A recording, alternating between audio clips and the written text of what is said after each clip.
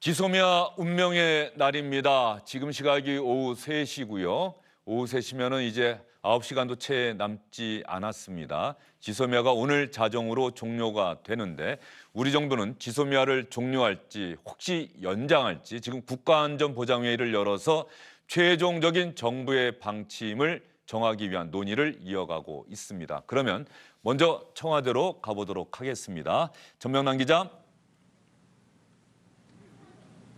네, 청와대입니다. 네, 지금 청와대에서 국가안전보장회의가 청와대에서 열리고 있는 거죠? 네, 현재 청와대는 NSC 회의를 했는지 아니면 회의가 지금도 진행 중인지에 대한 모든 공식 확인을 거부하고 있습니다.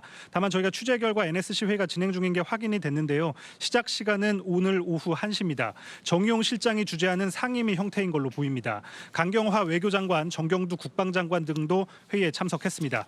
앞서 어제 정부 고위 관계자는 일본 측의 해결 방안을 최종 제시하고 답을 기다리는 상황이라고 현재의 상황을 설명했습니다. 특히 어제 NSC에 이례적으로 성윤모 산업부 장관이 참석한 걸로 확인이 돼서 수출 규제나 강제징용 문제와 관련한 논의가 이뤄진 거 아니냐 이런 분석이 나왔습니다.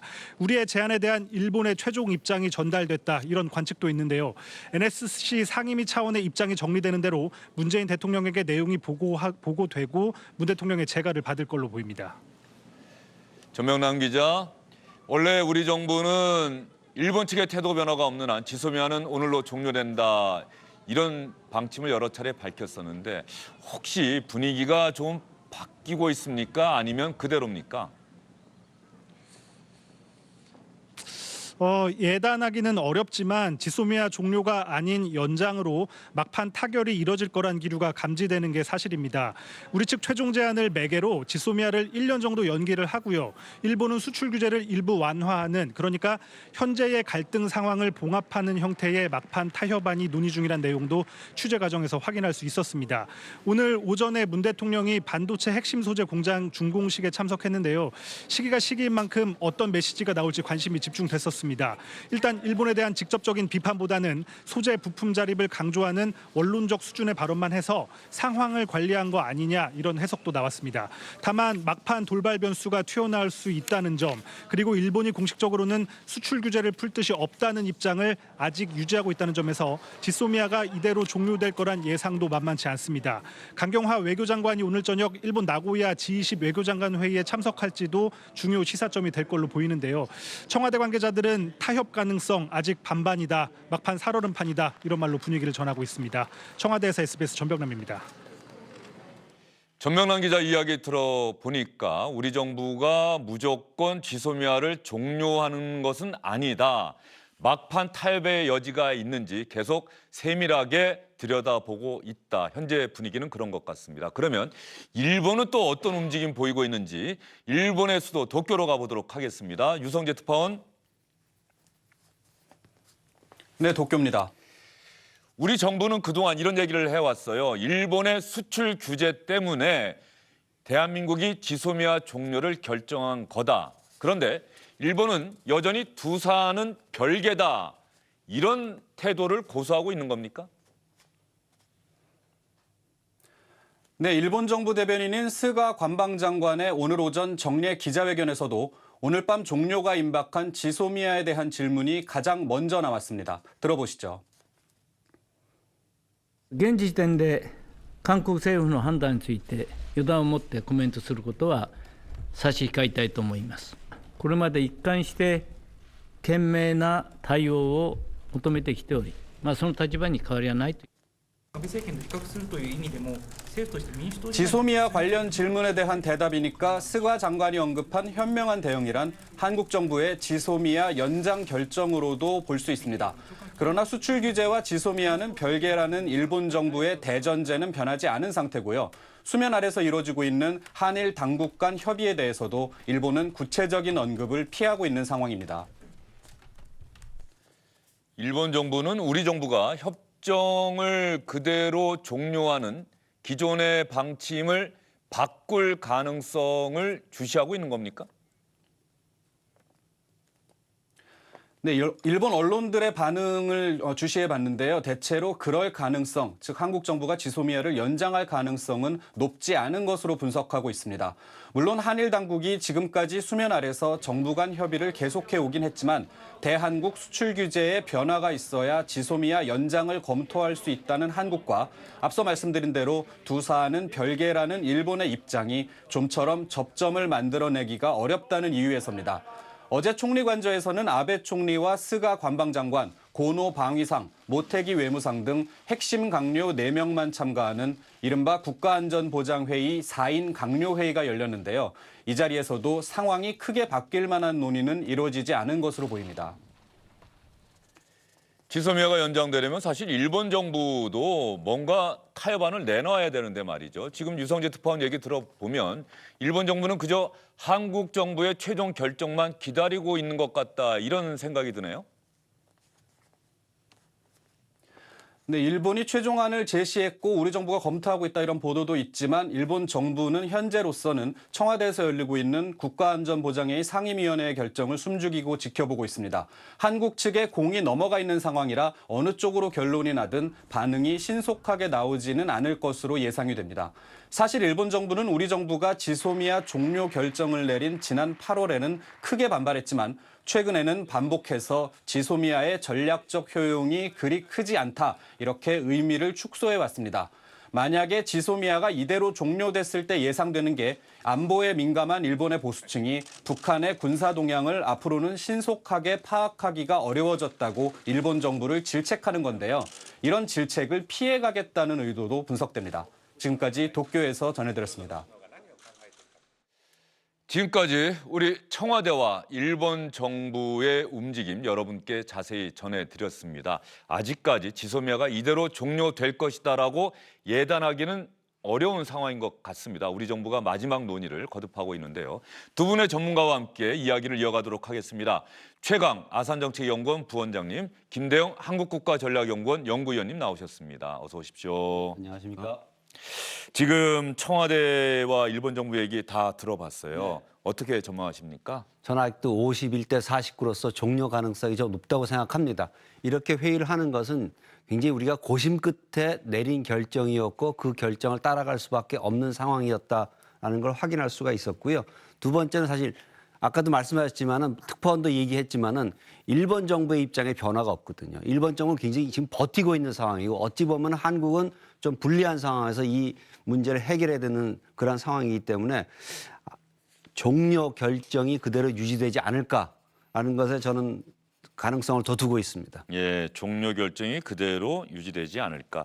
강경화 외교부 장관이 오늘 뭐 일본에 간다 뭐 이런 기사도 있는데 지금 어떻게 보세요? 나고야 G20 회의에 이제 강경화 장관이 갈 가능성도 있는데 그 전제는 만약에 간다 할더라도 그것은 우리 정부의 입장을 다시 설명하는 정도의 수준이지 사실 지금까지 이 지소미아의 문제는 일본의 관저 즉 수상실과 한국의 대통령실, 대통령 비서실, 안보실이 주로 주도를 해왔기 때문에 양측의 외교부가 큰 역할을 하지는 못했다고 보여집니다. 불행히도. 따라서 강경화 외무장관이 어떤 돌파구를 마련할 수 있는 그런 수단을 갖고 갈지 좀 의문스럽습니다. 마지막 한 번 또 기대를 해볼 수는 있겠죠. 또 그 외무장관 회담을 통해서 거기서 하면 일본 측의 입장의 변화라든가 양측의 입장의 접점을 찾아볼 수 있는 기회는 있다 하지만 지금 현재 기류로 봐서는 큰 기대는 어렵지 않나 그렇게 생각됩니다. 예, 사실 우리 정부가 지소미아를 종료하겠다고 밝힌 게 석 달 전이에요. 일본의 수출 규제가 7월에 발표가 되고 우리 정부가 8월에 지소미아를 종료하겠다. 일본의 태도 변화가 없는 한. 지난 석 달 동안 한국과 일본 사이에 뭔가 논의가 있었을 텐데 어떤 접점, 타협점 이런 게 전혀 찾아지질 않았던 거죠? 그렇다고 볼 수 있겠습니다. 물론 이제 이 발단은 일본이 시작을 했고 여기까지도 뭐 지금까지도 그런 여파가 계속 오고 있는데 사실 10월에 이제 이낙연 국무총리가 일본 방문해가지고 문 대통령이 친서를 전달하고 하면서 좀 이 경색 국면이 풀리지 않을까라는 좀 그런 기대감을 가졌는데 아직까지도 사실 이게 워낙 이 사안 자체가 어떻게 보면 양국 정상이 다 이익에 걸린 문제고 또한 만약 오늘 우리 정부가 계속 지소미아를 유지한다고 해도 그 후폭풍도 사실 만만치 않을 겁니다. 아마 지지층 내에서 굉장한 반발이 불러올 수도 있기 때문에 뭐 일본도 비슷한 상황이죠. 아베 총리 같은 경우에도 그동안 계속 뭐 우리 입장에서 봤을 때 말도 안 되는 사안이지만 이걸 끌고 왔다라는 거는 그만큼 자신에게 있어서 정치적으로 이게 유리한 것이라고 이미 느끼고 있기 때문에 그런 측면에서 봤을 때 뭐 지금 뭐 접점을 찾으려고 노력을 하고 있고 미국이 중간에서 중재를 하려고 하고 있지만은 쉽지 않다라는 거죠. 그러면 우리 시청자분들은 사실 지소미아 한일 군사정보보호협정 많이 얘기를 듣긴 하셨는데 정작 지소미아가 뭐지? 한일 군사정보보호협정이 뭐길래 이런 생각 하실 거예요. 지소미아가 어떤 겁니까? 지소미아는 사실 뭐 우리가 일본뿐만 아니라 미국, 러시아 포함해서 한 30여 개국하고 지금 이런 군사 정보 보호 협정을 맺고 있습니다. 아, 일본뿐 아니라 다른 나라하고도 다 하고 있는 거군요. 다 맺고 있는 건데 사실 이제 한일 군사 정보 보호 협정은 그동안 논란이 많았죠. 이제 2016년 11월에 체결했을 당시에도 국내적으로도 여파가 만만치 않았고 그 전에도 한번 체결하려고 하다가 예, 국내 여론의 밀실- 반발 때문에 무산된 적도 있었죠. 약간 밀실 협정 예. 아니냐라는 얘기도 많이 들었고 사실 1980년대 90년대 초에 우리 정부가 먼저 이제 이것을 하려고 했지만은 당시에는 이제 일본이 그렇게 썩 내켜하지 않았고 이후에 어떻게 보면 이제 북한의 핵과 미사일 개발과 실험이 본격화되면서 한일 양국이 우리가 서로 정보 보호를 교류하는 그런 협정을 맺는 게 상당히 중요하다는 인식이 이제 공감대가 생겨서 사실 추진된 건데 그것보다는 사실 이제 한일 간의 어떻게 보면 과거사 문제 때문에 이게 뭐 일반적으로 봤을 때는 그렇게 크게 중요한 협정은 아닙니다. 그리고 이게 정보를 뭐 일방이 그냥 막 주는 게 아니라 서로 기브앤테이크하는 방식으로 진행되기 때문에 상당히 공평하게 진행되는데 다만 이 과거사 문제 때문에 이 협정 자체가 굉장히 논란이 많았던 그런 사안이 되었습니다.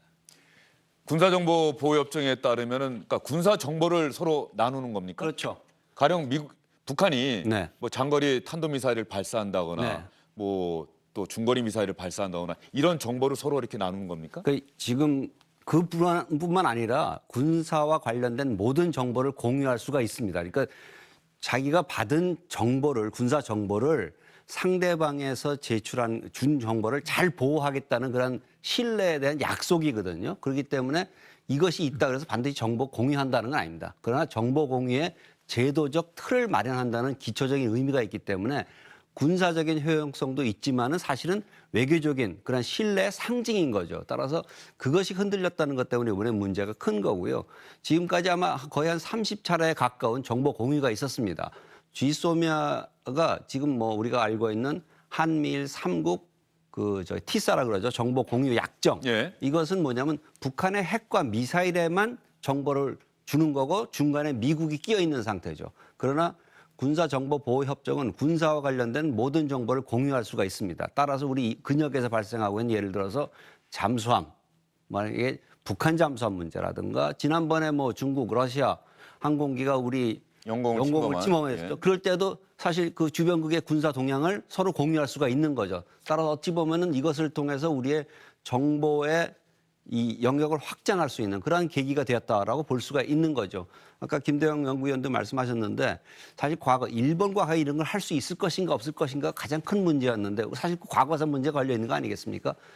일본과 그 협정을 맺었다는 것은 그만큼 일본과의 안보적인 필요성도 있고 신뢰가 있다라는 것을 입증하는 것이었는데 이번에 그것이 종료됨으로써 저는 군사적인 의미도 있지만 사실 그 외교적인 의미가 더 크다라고 지금 생각합니다. 그러면 한일 군사정보보호협정이 체결되고 나서 지금까지 뭐 그렇게 많은 정보를 주고받지는 않았다. 뭐 세 차례에 불과했다. 이런 기사도 나오지 않았습니까? 그러니까 기사 같은 경우는 사실 소스에 따라서 좀 차이가 예. 있지만은 뭐 앞서도 이제 설명을 해주셨지만은 이 한일 정보보호협정이 갖는 의미가 특히 이제 미국 입장에서 봤을 때는 좀 남다릅니다.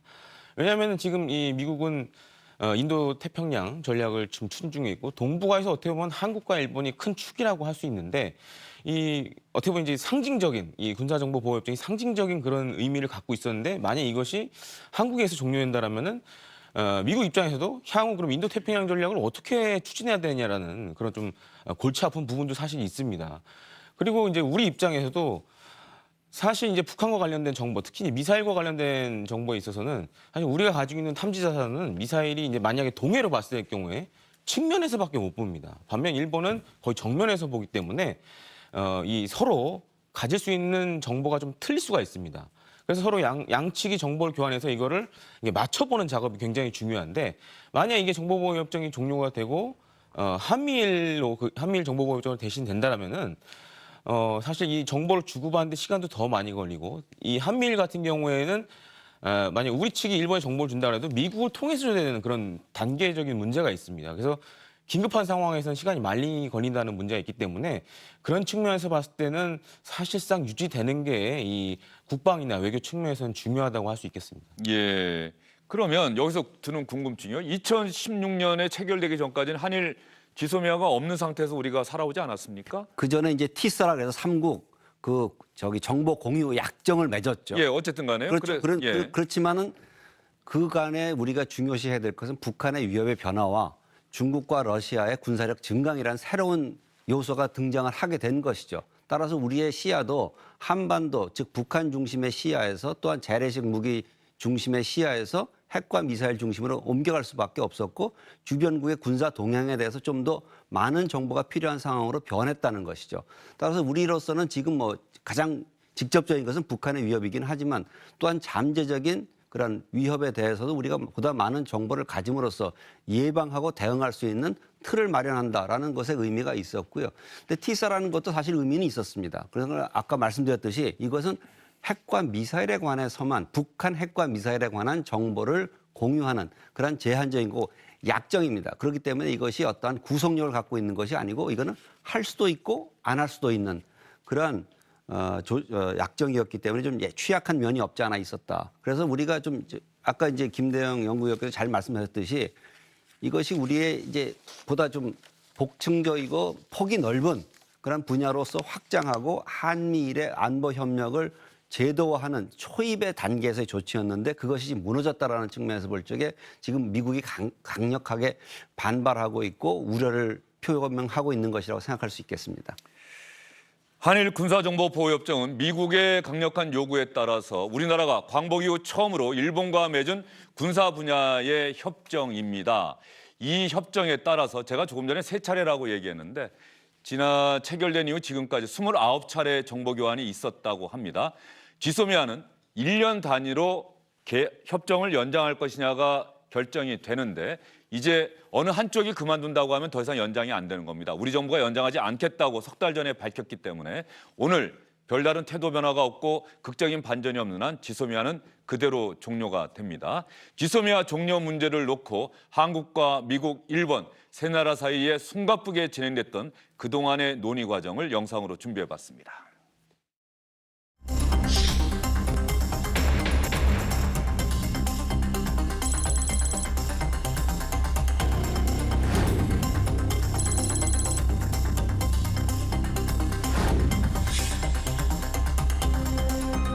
두 쪽을 다 열어두고 지금 준비를 하고 대화를 하고 있습니다. 마지막 노력을 하는 중인데 일본의 태도 변화가 있지 않는 한 우리는 재고를 하지 않는다 하는 것이 우리의 입장입니다.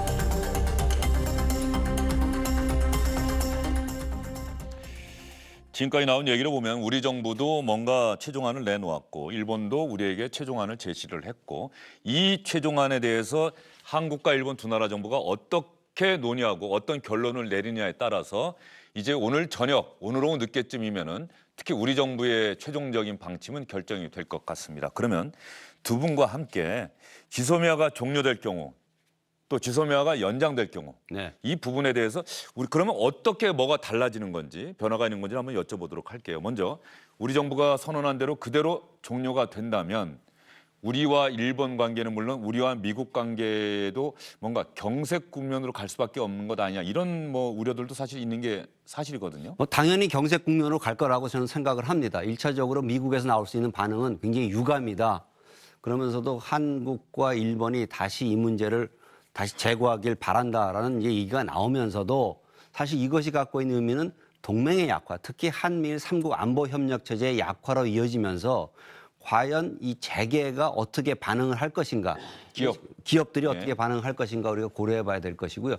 그렇다고 해서 일부에서 얘기하고 있듯이 예를 들어서 주한미군이 감축된다거나 이런 그 극단적인 조치가 바로 따라 나오진 않을 거라고 생각을 합니다. 조선일보가 보도를 했는데 미국 국방부가 오보다 이렇게까지 밝히는 일이 있었어요. 만약 그렇게 됐을 경우에는 결국은 한국을 버리는 것 아니냐 또한 이런 반미로 한국의 분위기가 갈 수 있기 때문에 그러한 조치는 굉장히 나오지 않을 것 같다. 현 시점에서. 그러나 예를 들어서 좀 더 정부의 직접적인 관여는 아니지만은 예를 들어서 한국과 일본 간의 안보 협력이 안 되고 한미일 안보 협력 체제가 약화됨에 따라서 투자 환경이 안 좋아졌다. 불안하다. 한 번 더 상황이 어떻게 될지 모르겠다. 이러면서 예를 들어 민간 투자 그 등급을 갖다면은 무디스라든가 이런 데서 갑자기 한국의 그 신용 등급을 바꾼다든가 아니면 예를 들어서 환율 시장이 또 출렁일 수 있습니다. 그다음에 또 지금 문제가 되고 있는 것 중에 하나는 뭐냐면 지금 트럼프 대통령이 자동차 관세에 대한 그 유예 조치에 아직 서명을 안 하고 있습니다. 따라서 그것을 또 서명할 수 있어요. 그럼 최대 25%의 추가 관세를 우리가 물어야 되는 그러한 상황 속으로 갈 거라고 보여지기 때문에 안보적인 차원에서 직접적인 조치가 있기보다는 제가 보기에는 이런 경제 쪽에서의 문제가 좀 발생하지 않을까라는 좀 걱정을 합니다. 한일 군사정보 보호협정 종료인데 결과적으로 지금 말씀하신 거 들어보면 미국과의 문제 그리고 외교 안보적인 사안이지만 결과적으로 경제 사안과 맞물려 있다. 예. 어떻게 보세요? 더 보태신 말씀 있습니까? 어떻게 보십니까? 이대로 종료된다면? 만약에 이대로 종료가 된다라 그러면은 물론 이제 미국과 분명히 어떤 문제가 생길 수밖에 없는 상황입니다. 그러기 위해서는 우리가 사실 이 한일 정보보호협정을 뛰어넘는 그야말로 그 미국의 인도태평양 전략에서 그럼 한국이 뭘 할 거냐에 대해서 그런 질문에 응답을 해야 됩니다. 방위비 분담금 협상에서도 더 큰 압박을 받게 그럴 수 될까요? 있고 또 한 가지로는 사실 이제 일본 자위대 같은 경우에는 이 인도태평양 전략에 적극적으로 부응을 하고 있거든요. 그래서 이제 뭐 이 태평양상에서 진행되고 있는 미군의 연합훈련이라든가 이런 데 많이 참여를 합니다. 반면에 이제 우리나라 같은 경우에는 그런 훈련에 직접 참여보다는 이제 업저버라든지 아니면 관찰자로서 주로 이제 많이 들어가 있는데 그럼 이제 미국이 분명히 요구를 하겠죠. 한국군도 이제 나와서 인도 태평양 전략에 적극 동참해라라는 그런 반대적으로 그런 걸 요구할 수가 있겠죠. 예. 그럼 이제 우리 정부 입장에서 또 곤란한 상황에 빠지게 됩니다. 사실 이제 중국과도 지금 사드 문제가 완전히 해결된 것도 아니고 그리고 우리 군이 만약에 그런 연합훈련에 적극적으로 참가하게 되면은 중러가 또 우리를 그렇게 달가운 시선으로 보진 않겠죠. 향후 그래서 만약에 종료로 끝나게 된다면은 그러한 미국의 압박이 더 거세질 수가 있습니다. 그러니까 더 소리를 높여서 한국도 참여를 해라. 그리고 많은 그런 자원을 좀 투입을 해라라는 요구를 받을 수가 있다는 것이죠.